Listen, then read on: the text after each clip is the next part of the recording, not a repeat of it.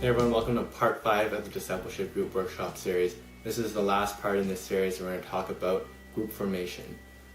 So discipleship groups can be either mentorship based or team based. And I'll explain each of those concepts individually.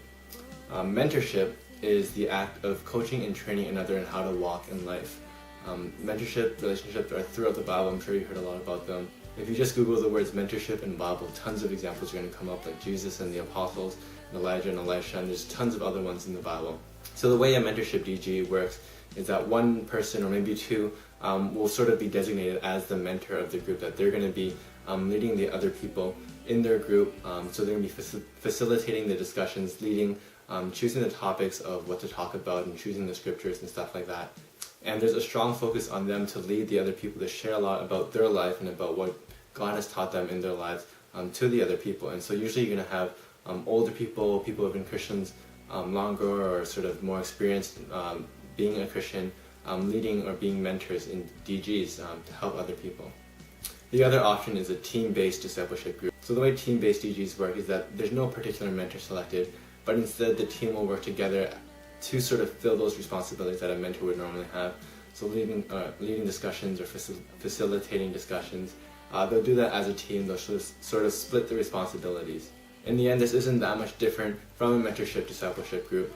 However, it does put more responsibility on each of the members to sort of pull their share and do their part in leading each other. In a team-based DG, it is recommended that you do set someone every single week to sort of lead the discussion and facilitate it, just so that there is someone in charge and responsible for that, so it will happen. So how do you choose whether it's a mentorship or a team-based DG? Membership is what I would actually recommend for you guys, just because it works better in a university setting. There's, between the years in university, there's a huge difference in sort of university experience as well as being a Christian university experience. So I do recommend a lot of time that older Christians do mentor the younger Christians in a university setting. And mentorship is really good because it allows for younger people to learn from a lot of the life experiences that the older people have and can share with them. So the younger people can really use those life lessons to sort of accelerate their growth in their walk. And so you're really going to have to just take time to reflect on which one is better for you. If you're new to Christianity or young, definitely just look for a mentor because that would really help you in your walk.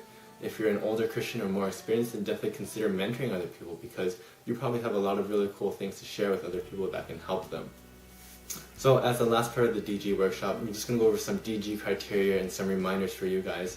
And these are just some things that are really important to keep as you form your DG. In terms of group size, we recommend groups of 3. 3 is just an optimal number that I've found to allow you to have strong accountability and not blow your time budget. And what I mean by that is that the more people you get in DG, the longer it's going to take every single time you meet up. And so because say you have 3 people and that works for 2 hours, you start adding 4 people, it's going to be 2.5 or 3 hours. The more you add, the longer it's going to get. Either that or you can start losing some depth in what you can share. So I do recommend 3. If you need to go 2 or 4 people, it's not that big of a deal. I just recommend 3. The next criteria to keep in mind is that DG should be gender specific. And so guys with guys and girls with girls. And this is just going to help with transparency and accountability. Just because there's something that guys can't talk about with girls and vice versa. So do try and keep it gender specific. The next big criteria is confidentiality.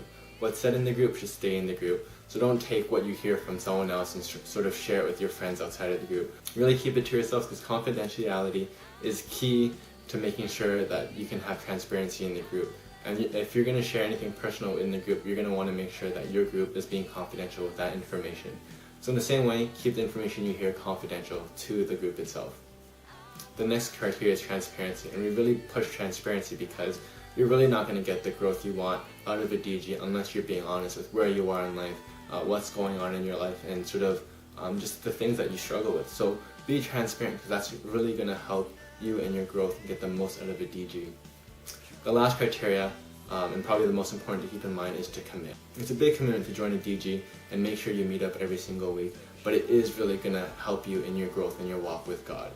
If you're looking to join a DG, make sure you can commit to it as well as to all the criteria I mentioned earlier. Otherwise, you just let yourself down and the group down. You're not really going to progress in your walk with God that way. So that's the end of part 5 and the Discipleship Group workshop series. The final food for thought is, are you ready for dramatic transformation in your walk with God? If you are, then you should probably consider joining a DG. Thanks for watching. See ya.